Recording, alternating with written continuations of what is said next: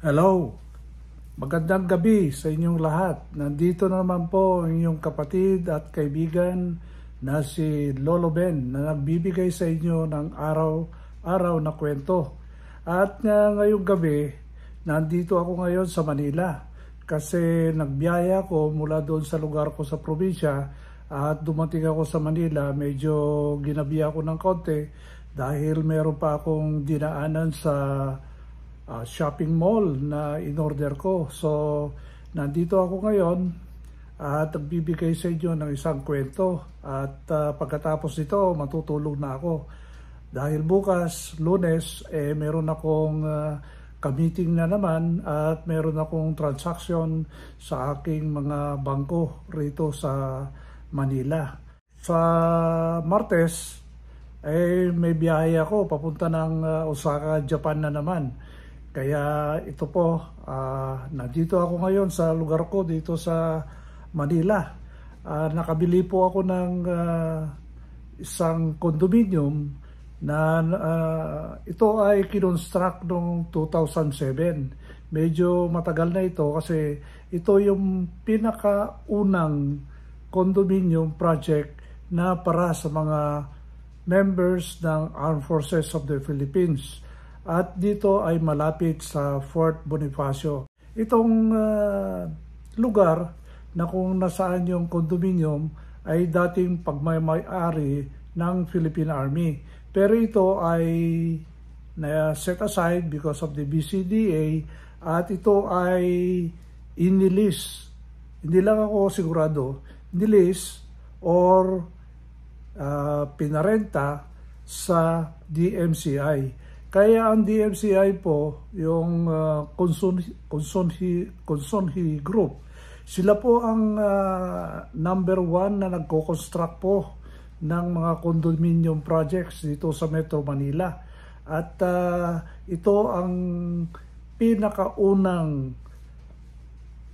condominium project na itinayo nila rito sa Taguig at dito sa Metro Manila. At isa ako sa mga nakabili ng mga units dito dahil nung panahon na yon malapit na akong mag-retire at naghahanap ako noon ng lugar kung saan ako pwedeng ilipat yung mga gamit ko. Kasi ako naman, yung bahay ko ay nasa probinsya, talagang umalis ako doon sa quarters ko on the day or few weeks before na nag-retire ako. Kaya few months before na nag-retire ako, binili ko itong units na ito. Actually, 2 units ito na hindi ko pinalagyan ng pader in between 2 units. Kaya medyo malaki. Kasi ang isang unit is almost 50 square meters. So, lahat-lahat ng space na ito ay aabot ng 100 square meters. Meron akong 4 na kwarto at 2 CR at isang kitchen. At kumpleto ako ng mga gamit dito. Maliit nga lang at tamang-tama lang para sa akin dahil wala naman akong kasama rito. At kadalasan naman nasa probinsya ako. At pag meron lang akong meeting dito sa Manila at ako ay nagpupunta rito, medyo mahal mag-maintain ng condominium dahil nagbabayad ka ng association dues. Pero ang maganda naman, pag mayroon kang binabayaran na association dues, malinis yung kapaligiran mo, secured yung lugar, hindi basta-basta pinapasok yung lugar mo, hindi kagaya sa mga subdivision. Kahit na mayroong mga security guards, hindi rin nila nagwagwardyan ng husto yung premises. Pero dito sa condominium, hindi basta-basta makapasok ang mga tao dito na unauthorized. Pati kayong pagpasok doon sa gate, aalamin nila kung meron kang unit dito or bisita ka lang. At ako po ay nakabili din ng parking space dito sa malapit dito sa condominium building ko. Pagbaba mo, nandun na yung parking mo. At yung parking ko good for 2 vehicles. Nag-iisa lang naman yung vehicle ko, kaya ayun. So meron pa rin akong convenience dito. Mataas nga lang yung association dues, pero alam nyo sa akin, magandang investment ang condominium. Pero mas maganda yung lupa, house and lot. Pero ang mahirap, malayo yung lokasyon mo mula rito sa Metro Manila. Okay lang kung hindi ka nagpupunta dito sa Metro Manila at gusto mo na mas malaking espasyo or backyard, nakagaya yung bahay ko sa probinsya, okay lang yon. So ito hindi ko pinaparenta. Kung minsan tinatawagan lang ako ng mga pamangkin ko, yung mga kapatid ko, kung gusto nilang tumira rito, kung meron silang panahon para bumisita dito sa Manila.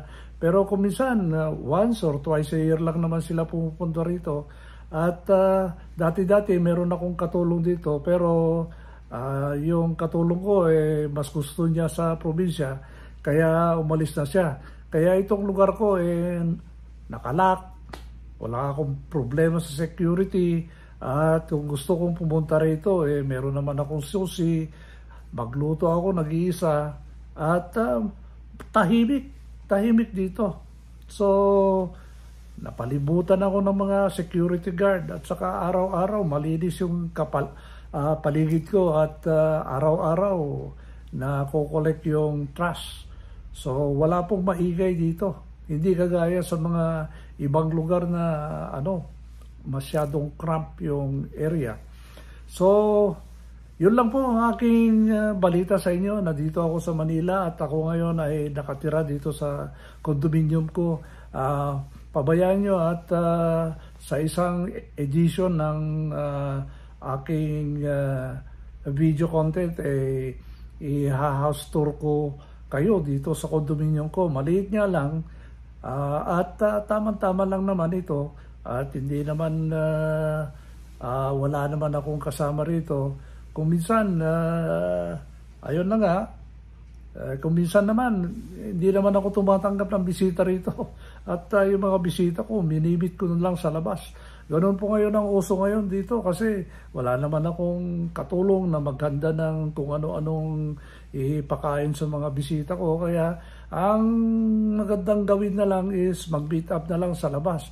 Anyway, alam niyo itong lugar ko mga 1.5 kilometers lang sa BGC. Kaya kung minsan nilalakad ko lang kung gusto ko pumunta ng BGC. So ganun po ka-conveniente po itong lugar ko. At tahimik, malayo sa traffic, siyempre malayo sa gate yung yung main road dyan, at okay naman. So palagay ko maswerte din ako at nakabili ako rito sa lugar na ito, at magandang investment. Alam nyo anong ginagawa rito patapos pa lang at isa ito sa mga condominium buildings na mayroong elevator. 4 stories ka lang pero may elevator kasi ang 4 story pwedeng stairs lang yan. At doon sa pinakamay taas meron akong laundry area doon na binili ko rin. So kompleto po, pati yung taas ko doon sa pinaka top floor. May storage area ako doon, may washing area ko, drying area.